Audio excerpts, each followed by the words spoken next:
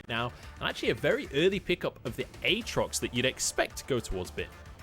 Now, I will put a caveat on this. SOFM has been playing some Aatrox jungle in solo queue, but I do agree, I imagine that is going towards Bin in the top lane. I'm actually not a fan of the Fiora. In seasons past, Fiora was considered a counter pick to the Aatrox because you could obviously get the riposte, you could do a lot of work with just being able to outplay a lot of Aatrox maneuvers. However, with new Aatrox, with the Gore Drinker, with the amount of sustain that is now in his kit, it actually is a little bit more of a difficult matchup and not as heavily favored in the Fiora's manner. Yeah, we'll see if they do go for anything like that. I think it was maybe just like, hey, Bin, remember World Finals when you got a pentakill on this? I think it was like a little bit of a nod of the head coming out from Karsa. We actually have the Pantheon locked in, which is exciting because we also have Leona locked in. So this ain't no support. This is going to a solo lane or to the jungle. I'd imagine jungle. Karsa has been playing this a lot because of, again, you're going to hear me say it all the time, Gore Drinker is a really damn strong item. Pantheon in towards Karsa in the jungle, it works very, very well. You don't have that same fall off when you get to the mid game. The Gore Drinker allows you to scale relatively well in that manner, and you can do a lot of work, especially the presence on the map you get at level 6. Certainly towards that bot lane, as you say, pairing it with the Leona and aggressive Samira. This is looking like top esports trying to play through Jackie Love on that bot side. We're going to have a Kennen ban coming on through, trying to make sure that the top lane matchup isn't so difficult for whichever champion Bin ends up with. You'd assume with the Nidalee there that it is going to be Bin on the Aatrox at this point, but, you know, we've just come out of preseason. I'm not going to make any bold statements at this point until the players show me what's going on, but that's the way you'd expect it to be. Kennen banned, and now top esports really taking their time with this one. I am honestly surprised to see the Nidalee come through. Like, if I'm looking at AP junglers right now, I'm thinking Taliyah. Like, Nidalee has kind of fallen to the wayside because of how strong Taliyah is, getting in 10.25, that buff to her clear. She's just taken over in that jungle, so surprised to see her slip through the cracks here, but certainly SOFM, no stranger to a Nidalee pick, and playing back into what has been SOFM's at least bread and butter for a long time, which is these more farm-orientated junglers and not playing as heavily towards the lane. We're going to have Jace banned away as well, so Bin just does not want to deal with any ranged top laners today. He's like, you know what? Difficult matchups, not a fan. We're about to see 369 just lock in Quinn just to, like, really punish this. It's like, oh, you don't want to play ranged? Let me show you how ranged works, but we'll see. Top esports could look towards a second mid lane ban. It is going to be that. It's the Orianna taken away from Angel. Yeah, I mean, you can still have a few mid lane picks that you can go for here, Blind. I'd rather see them go for, well, I suppose you could go towards the support here knowing that you're in against Leona. Alistar is a big one for me that has been left open. On has played it both in Demacia Championship and certainly would look comfortable on it. But I want to see what his game plan is. Like, this says a lot to me about how On is feeling coming into the tournament here today, because as we talked about in Demacia Championship, he was very, very nervous and making some uncharacteristic mistakes. So I want to see now if they can get him onto a bit more of a comfort pick and give him a bit of breathing room in that bot lane. Look at that fan vote, Dagda. That is brutal. 85% in favor of top esports. They are hovering a bunch of majors right now, which, you know, we've actually seen Jackie Love playing a lot of majors. Obviously, Samira's already locked in, so you expect the Samira to go to the bot lane. But Jackie Love during the Demacia Championship was playing things like Victor in the bottom lane, so who knows. But it is going to be Knight with the Syndra for this one. And now we get to see what on earth goes up towards that top lane. I really hope it's like a big lane bully from 369. I mean, I would hope so. I think you want to play something that can do well against the Aatrox, because if you can put this Aatrox behind, he does fall off. The longer you can delay that Gore Drinker spike, the less impactful it's going to be. So it looks like we're going to get the karma coming out from 369 here. When you've already got so much engage tools on the rest of your squad, going for something that is going to be able to enable your team a little bit more, get that speed up is going to be great. And certainly this is a, hey, we're just all in on Jackie Love. We've got a very aggressive bottom lane. We've got an aggressive jungler that can put a lot of pressure down that bot side. And now you've got a bunch of shields and heals and everything else for him. Hang on a second, Dagda. We've got a Galio support. On is wanting to make some moves in his first game here in the LPL. I absolutely hate Galio support personally. Dagda, talk to me about why this is good. What is this pick? Because it's never seemed to work in my mind. So this is specifically come out as a bit of a counter to Samira, because Samira wants to like dash in on top of you, get up nice and close, and then you can pop that ultimate. the Galio's able to sit there, he can get the taunt, an easy taunt in towards the knockup, and it means that you can counteract a lot of Samira. So now the composition that we've seen built very heavily around supporting Jackie Love has a bit of a wrench thrown in the works, because this Galio can lock him down and try and make sure that he's not able to get as much off in these team fights as he would like. So honestly, looking at this bottom side of the map now, although usually Samira can do quite well against Kai'Sa and go aggressive and get a nice bit of burst damage and play in those minion lines where you're not able to get the Akathian Rain off as often, you've now got to contend with this Galio as well, who's going to be trying to prevent Samira from getting as aggressive as she'd like. And that's an issue for Samira. If you can't get aggressive, if you can't get up in their face, if you can't snowball, it becomes very difficult to have much of an impact, because we've all seen the clips of Samira 1v5ing, but we've also seen the clips of Samira ulting, not doing a lot, and then dying immediately. So we'll see which version of the Samira comes in here. Looking across our lineups here, it's an exciting top lane, especially Dagda. Talk to me a little bit about these holistic compositions, because it feels like for top esports, there's a whole lot of just go in. Yeah, certainly this is the more aggressive early game team. What you're trying to do here as top esports is play towards Jackie Love in that bot lane, use that new aggressive support in Zhou, and set this Samira up for success. If Jackie Love is able to start get rolling, well then you've got the likes of the Karma that can provide those shields and a lot of sustain to Samira that makes her very tough to deal with in these team fights. On the other side, looking through at SUNING, they're looking to kind of scale a little bit more into the late game. You've got a composition that is trying to play at range to a certain extent with SOFM and Angel, and then have Bin come in from the flanks and then provide an opportunity for Huanfeng to play that more assassination style of Kai'Sa. But certainly this is going to be a difficult style for SUNING to play off against, just because of how quick top esports can engage and how difficult they're going to be to lock down onto the big carries like Jackie. Dagda, we are on to Summoner's Rift. The game has begun. 2021 LoL Esports has finally kicked off once more. Our first best of 3 here of the LPL between Top Esports and SUNING. It's the World Semi-Final rematch. As Top Esports starting on this bottom side, SUNING going to be mirroring exactly. And Dagda, I just want to start off by saying, SUNING on in-game is Snon. Like... Yeah. That just looks ridiculous. I mean, look, Snon, he just can't win. Either way, we got to see if he can win out in this bottom side of the map. And I'm going to be keeping my eyes on bot side, but also towards this mid lane as well.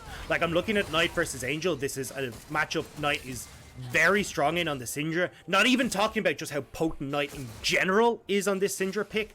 And when you've got Kar'Sa who's on this early aggressive game jungler, there is a very high chance here for Kar'Sa to start to put pressure towards this mid lane, and now Knight to get a lead there and transition that into a 4-man dive bot that can be very difficult for Huanfeng and On to deal with.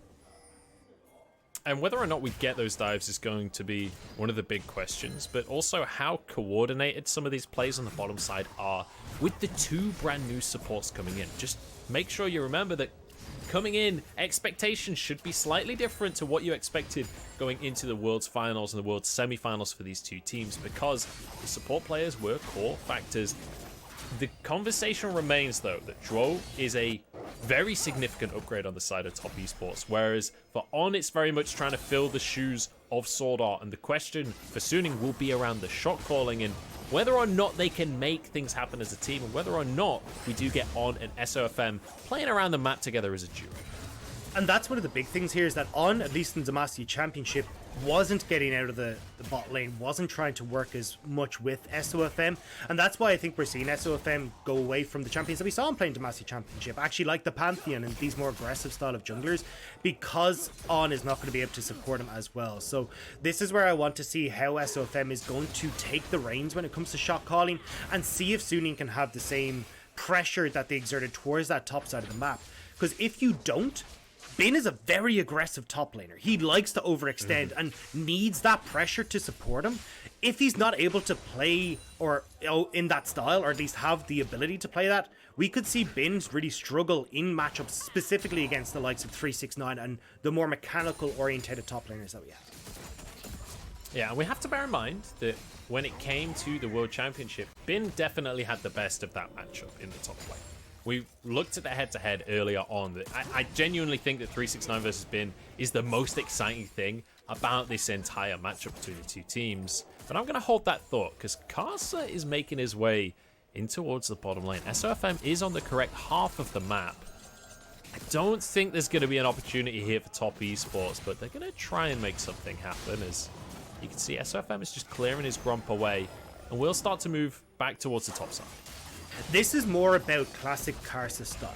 Karsa is a controlling jungler who likes to track the opponent. This is him reading SOFM going, I know this Nidalee is bot side. I need to be here to allow JackeyLove and Joel to shove in this wave and get the bounce back. Otherwise, you run the risk of Hwanfeng and On freezing this wave. It makes it very difficult for JackeyLove and Joel to try and punish this bot lane, especially if you want Karsa to get kills and set up plays that way. So you need to make sure that you're not allowing SOFM to come in and affect this bottom side of the map. We'll have to see if SOFM can get in and affect any of the lanes. Obviously, he is on the Nidalee as well, which is very much a comfort pick for SOFM. It's something that back at Worlds, Nidalee was one of the highest priority junglers and something that you just had to respect. One thing that you have to say is when it comes to Pantheon versus Nidalee, if the action is low in this early game, you've got to give a massive advantage to the Nidalee. Yeah, certainly. She can just clear through the entirety of her jungle. The thing is, though, that we see an awful lot of times with Pantheons is not the traditional super heavy, oh, I gotta gank, I gotta get rolling, because you're thinking, oh, I need to finish, or I need to get going before I fall off. Instead, we're actually seeing Pantheons opt in a lot for these full clears, this much slower pace, because they want to hit that Gore Drinker as soon as possible. And once we hit that Gore Drinker, that's when we start to see them get a little bit more aggressive. So, at least for the moment, expect a little bit of a slower pace for both junglers. But when we do see that Gore Drinker come in from Karsa, he will get a lot more aggressive. See Joel getting a little bit aggressive in the bottom side as well. Just tapping each other a little bit. A couple of trades, but not too much just yet. And Dagda, this game is feeling a little bit tense right now. It feels like both teams want to make something happen, just neither's been able to push it through just yet. Karsa going to try and change that as they go in with the Zenith Blade. JackeyLove dashes across as well, but On still feeling good right now, still very tanky as Karsa's exhausted. And it's top esports that just have to back away from the play. And a nice read from SOFM. This is him going, I understand exactly what top esports want to do. Playing through this bottom side, trying to get JackeyLove fed. He's been playing very heavily down towards this top side. You can even see he just ran the entire way down that lane to make sure that On and Hwanfeng were going to be safe. The thing is, though, this is giving a very open matchup in this mid lane, where Knight, who has the favorable matchup with this Syndra, has been able to start to get a bit of control over Angel, and this is only going to get worse now that he's hit level 6. You can see Angel's opt in for the early Merc Threads, which is the correct call against this in this Syndra matchup, but at least he's got a little bit of wiggle room now, because Knight has opted to go for a tier rather than trying to go towards some of the more, like, going straight towards that Luden's Tempest. So at least now the ramp up from Knight is going to be a little bit slower, but his late game prowess is going to be a little bit higher. So we're 7 minutes into the game, Dagda. There have been no kills, which to start the LPL off is distinctly un-LPL. But I will point out that our first Drake is going to be that Ocean Drake. Who do you expect to be the team that is trying to force these Drakes and trying to get those Drakes snowballing? Because if Worlds has taught us anything, if Demacia Cup taught us anything, it's that these Drakes and just stacking them constantly is the way to go forward if you have the stronger early game comp. It is, and I think that's why top esports will be the ones that try and go for it. The bigger thing here, though, is, as we said, like, Karsa setting up Knight to get control here, where I want to see Karsa start to play a little bit more towards mid, when maybe we see the Gore Drinker come in, but preferably beforehand, so they can start to make these plays. Now, he's hit level 6, this opens up so much opportunity for the Pantheon to get access towards mid, towards that bot side of the map as well, so both Angel and Hwanfeng have to be very careful about how far they are extended in the lane, and maybe then Karsa can transition that global pressure that he has with the ultimate in towards a dragon, specifically if he can get Knight pushing in that regard. Sneaky Karsa managed to get into the pit here. There is a Scryer's Bloom though, and with a trap over the wall, SOFM now knows that this is going off. He's going to be able to clear the control ward that's in the pixel brush, but actually Knight is here. 369's roam down. SOFM going to be stunned up and annihilated by Knight. And this is gorgeous from top esports. You can see they've already got full control over top side thanks to 369 and this Karma. Knight as well, we already talked about how he has that priority in the mid lane as well. So they both roam over, they're able to get the kill, catch out SOFM, and get themselves a Rift Herald. Beautifully done there. And SOFM not really respecting the situation, not realizing that 369 had already roamed away from the top lane, and just immediately top esports with superior shot calling on the situation and turn it into something bigger. Bear in mind, Karsa is still going to have his ult available, so he can still make plays elsewhere on the map as well. And I want to cast our minds back to that World semi-final, because in that matchup specifically, the way SUNING won out was putting Bin ahead by just over ganking 369. I mean, at one stage on one of the Jace games, he was 0-3 at this stage of the game. They just invested so many resources into getting Bin ahead. The Nidalee doesn't allow for that, and you're starting to see the results. Top Esports are able to play out the lane set that they want. They can just play that trident style that they've been famous for, using how aggressive and the mechanical and laning prowess of their individual laners, and it's coming out trumps for Top Esports right now. So while we do have a fairly slow early game, it's fair to say, I want to delve a little deeper into this mid lane matchup, Dagda, because as you've said, it's Syndra favored theoretically over the Victor, but at what point does Victor have strength coming in? Obviously, there's the new items from preseason. A lot of people might not be as familiar with how mages work right now.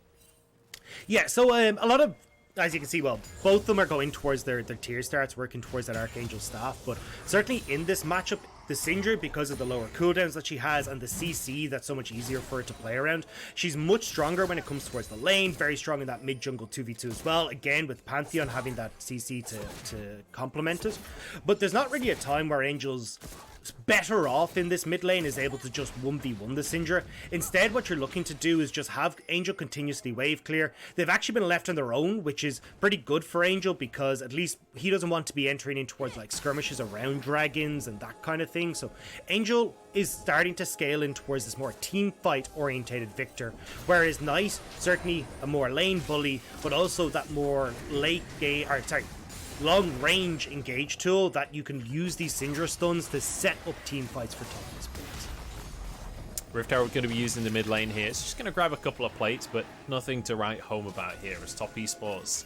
He said it earlier, they were going to set up around the dragon. That's exactly what they're doing. Joel looking for the engage, flashes over the wall, misses everything. There's a stun onto Angel there, but SUNING quite happily, they face check it, they get away with it, everything's fine.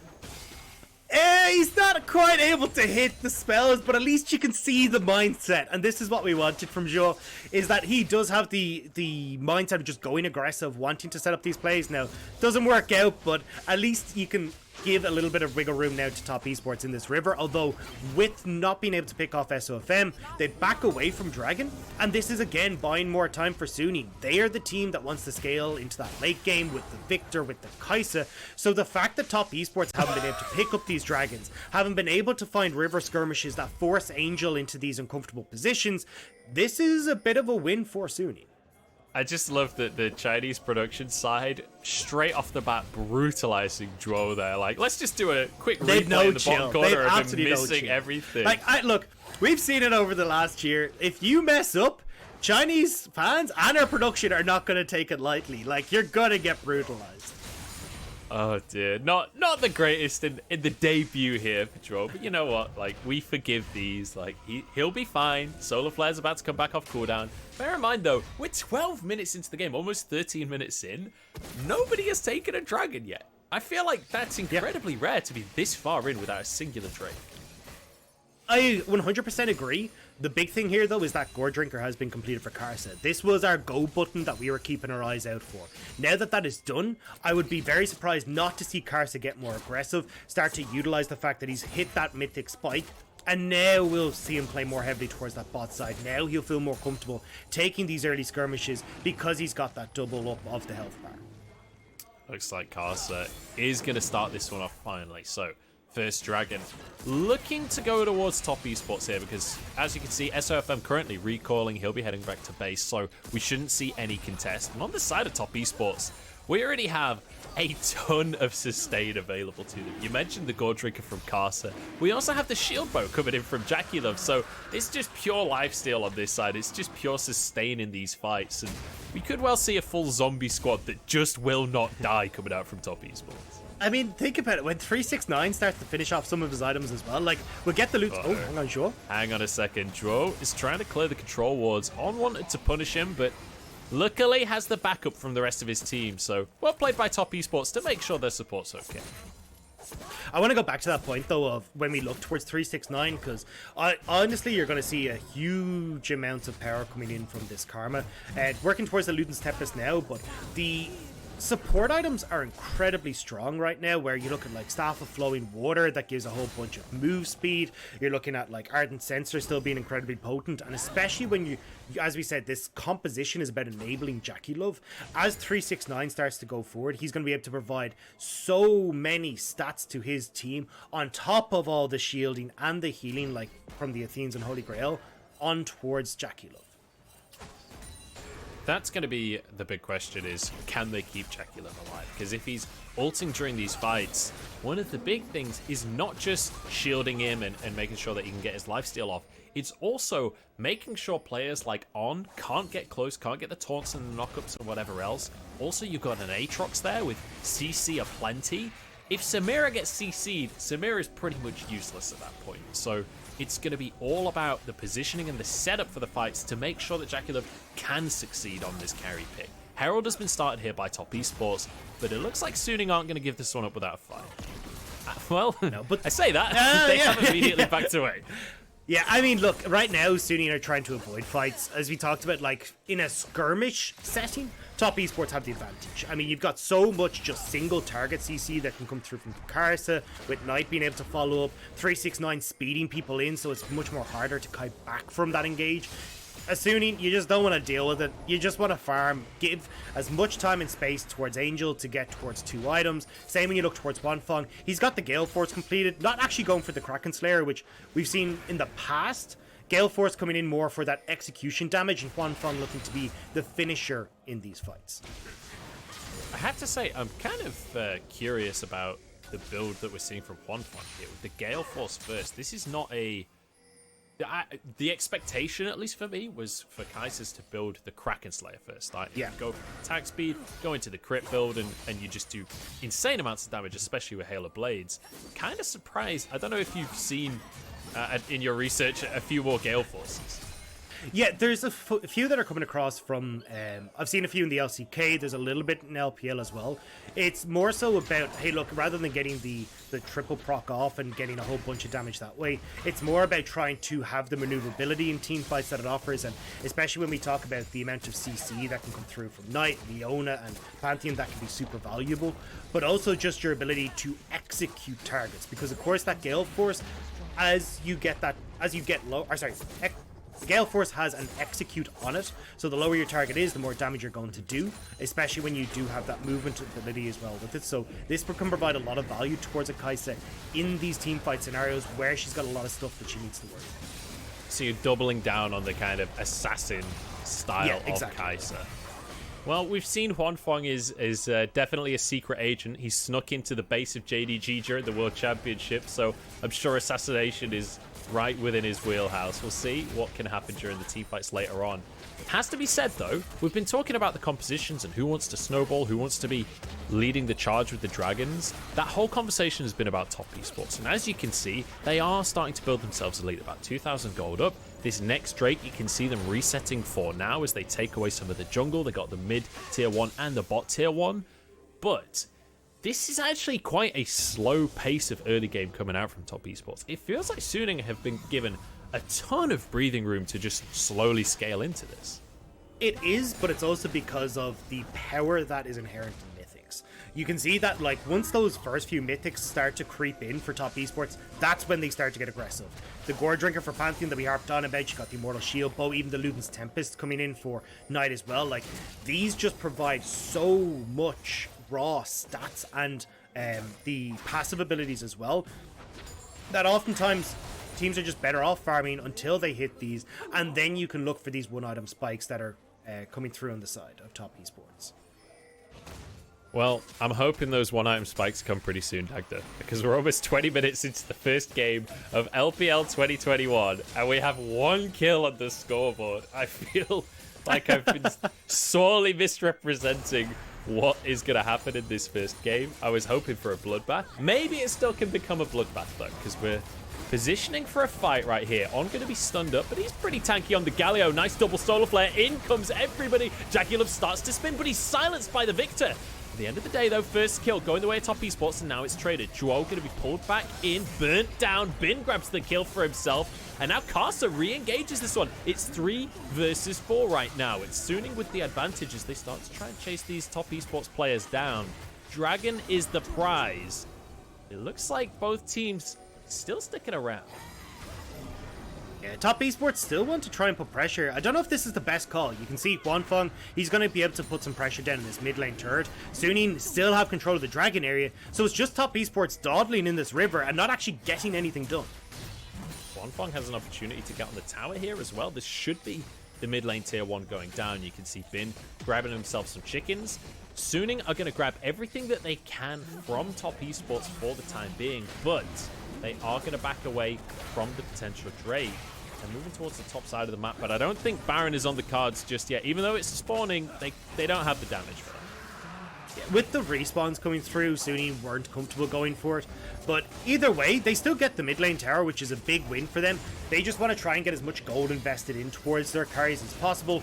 And, well, honestly, it opens up the map for them quite a bit as well. Because the biggest issue with Suning's squad right now is just trying to get map control, especially when you've got the likes of the Victor here, who's not as strong in those skirmishes. You can struggle to get deep vision, but Angel is going to be very good at pushing in these waves to get vision on the enemy jungle. Here, though, you can see Top Esports just weren't really in a position to follow up on this. It was a nice engage from Zhou, but you get a way too far overextension coming through from Jackie Love and Zhou. Karsa tries to come in with the ultimate, but he's not really able to follow up, and Suning are able to collapse faster. And this is something we pointed out at the very beginning of the day with Zhou, is that, and Jackie Love, honestly, is that they kind of have a bad influence on each other. Because Zhou likes to go in, and Jackie Love really likes to go in.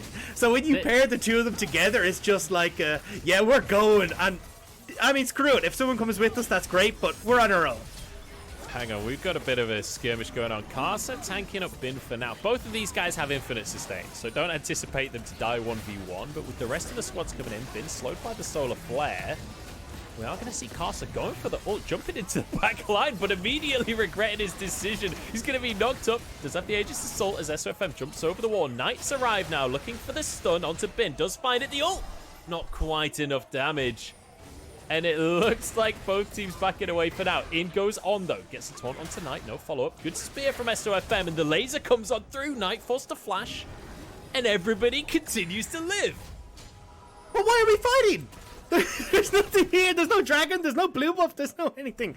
Like, these teams are just like, all right, we had maybe 20 minutes as a bit of a slow pace, but now the gloves are coming off. And you can see specifically, again, it's when you start to see a few more of these items coming through on the side of Suning. They've completed all their first mythics, apart from the supports on either side, but still, this is where Suning now starting to feel like they can push back.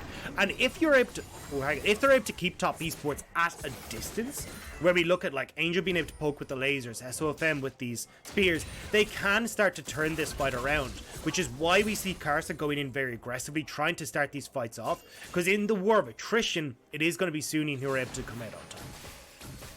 It does feel a little bit like Top Esports are almost unsure how to make this composition work. Like, we saw Karsa going in there, but there was a bit of an and an ah as he ults into the backline. He didn't go in immediately. The rest of the team didn't seem to be going in at the same time as him. It all feels a little bit nervous coming out from the side of Top Esports.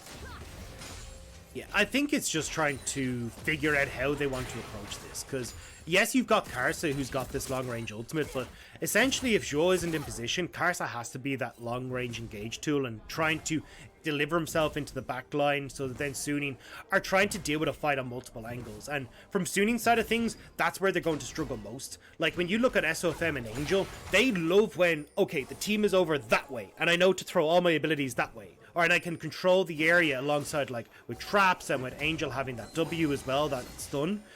But when you start to have multiple different angles of attack, that's where Suning can start to struggle a bit, and where Angel isn't quite sure where to position. SOFM has got to run for the hills as well. So this is where Top Esports are trying to find those angles of attack. And we can see as well when we look at the items, especially for the AD carries, we're starting to get some damage coming on through. Both AD carries now, they've locked in that hand cannon. The collectors are on the board. They are going to do massive damage if they're given the opportunity. Jackie Love especially with an Executioner's Calling as well, basically trying to make sure that these fights don't go on quite as long with as few kills as they have been, because there is an insane amount of sustain in this game. Yeah, and it's great for Jackie Love as well. Like, the Collector synergizes so well with Samira's kit, because when you kill someone, you get the reset on your E, so it gives you more dashes. It's something that's so crucial for Samira, is that mobility in these team fights. On the opposite side, though, you can see Huanfeng. I imagine he's going to be working. I thought he's going to be working up towards an Asher's Tooth next, but may not see that come in quite yet. Might be working over towards something like the Runin's Hurricane instead, but most times when I've seen this Gale Force build, it tends to be paired with the more AP. Oh, stun onto SOFM, in they go, and immediately Galio is there to answer. Oh no, he's gone too deep again, and now Jackie Love is left alone.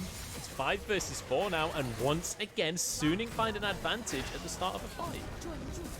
And this is the thing, again, it's Joe going that little bit too far. The rookie support, we said, he can sometimes go a bit aggressive, even by top esports standards, and it's starting to hurt them a little bit as Suning play a slow-paced aggression.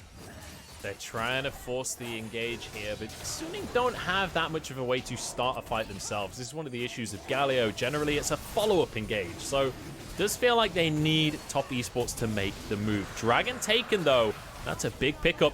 Huge damage coming out from Angel, but they can't follow up too much onto Jackie Love there. No, but you can see again, like Suning, when top esports are attacking, they've kind of just set up this line of scrimmage. You're going to have the Galio on the front line, Bin is doing the same, and what they're trying to have is top esports positioned in one area. So top esports here, they do get the stun, which is fantastic, but look at how much zone control there is. You've got instantly that stun area that comes down from Victor. You've got the Galio ult that comes in as well, making it very difficult for top esports to set up. This is, follow-up, which is why when you're looking at top esports, they want to be getting towards these objectives early, having Karsa, again, deliver himself towards the back line, having these flanking angles coming in where they're not just approaching from one side, and allowing Suning to shove them back and deliver them away from the carries. Well, is top esports still in control of the map right now? It's still... They're the ones setting up on these objectives, which is not that surprising when we've just set up that it's Suning that want to play more reactionary when it comes to these compositions. And so far, I want to revisit the topic of supports. If they'll give me chance here, we may have a bit of a skirmish, because top esports, they're looking for SOFM. Bit of damage out from Jackie Love. I will say, Jackie Love, you're not really the guy that's meant to engage these fights. You're not the guy with the hard CC to go in. 369 has found Bin in this bottom side and will be able to get a root for himself. In comes Karsa as well. Let's bear in mind, Bin is playing Aatrox though, so he is completely invincible. And he will walk away.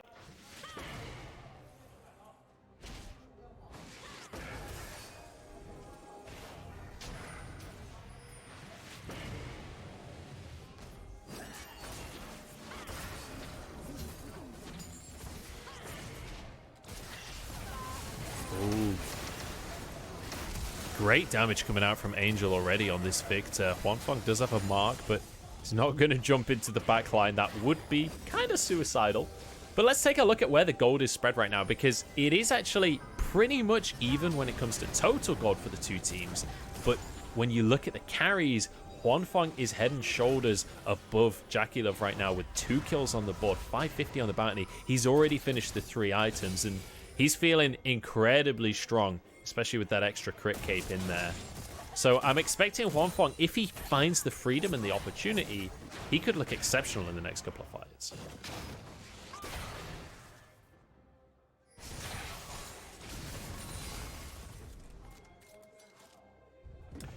Okay, I think Rob has accidentally muted his mic or something for a second, so we'll try and get that fixed up, and I'll monologue for a little while until we are golden on the audio once again. But yeah, it's definitely going to be an interesting one when we get into the next couple of fights. Am I here?